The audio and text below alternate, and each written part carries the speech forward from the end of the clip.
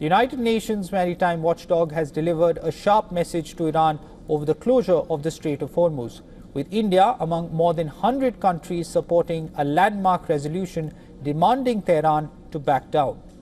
In an extraordinary session in London, the International Maritime Organization Council strongly condemned Iran's attacks on vessels and its purported closure of the vital waterway, warning that such actions represented a grave danger to life, particularly seafarers, and posed serious risk to the marine environment.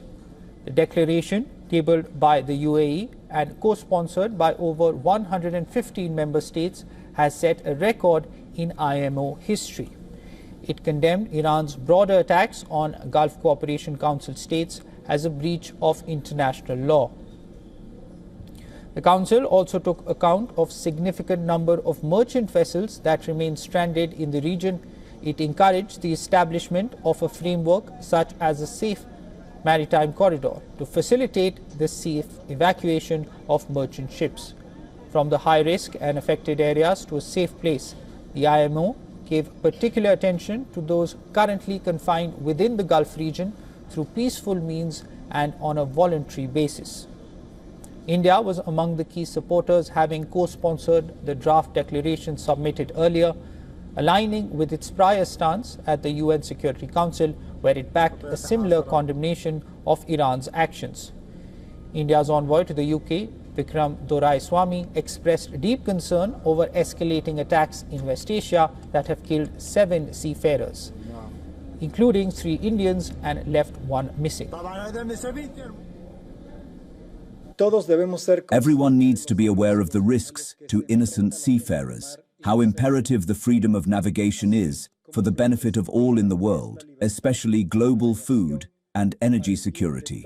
I am ready to start working immediately in negotiations to establish a humanitarian corridor to evacuate all vessels and seafarers that are currently trapped.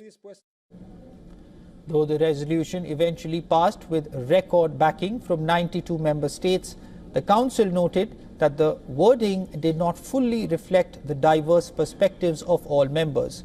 Despite the joint condemnation, the IMO declaration included reservations from certain member countries. Several delegations raised concern that the draft declaration lacked balance, inclusivity, and constructiveness. China led the charge, saying that the motion primarily focused on condemning one party, Iran, without adequately addressing the root causes of the conflict.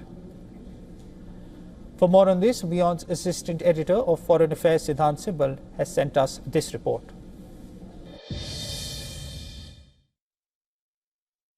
India has backed a key resolution that was tabled by the UAE at the International Maritime Organization, which is United Nations' top maritime body.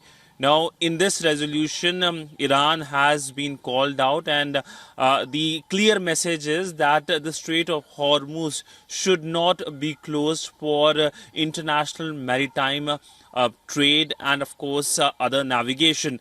Now, the Indian ambassador to the UK, Vikram Doraiswamy, laid out India's viewpoint and said that the closure and attacks on the vessels is something that is unacceptable. India has lost 3 seafarers, and there are approximately 22 Indian vessels on the west side of the Strait of Hormuz, and India clearly expressing its concern at the top UN body and joining UAE in terms of its concerns over what is happening that has a direct impact on India's energy security and also India's trade.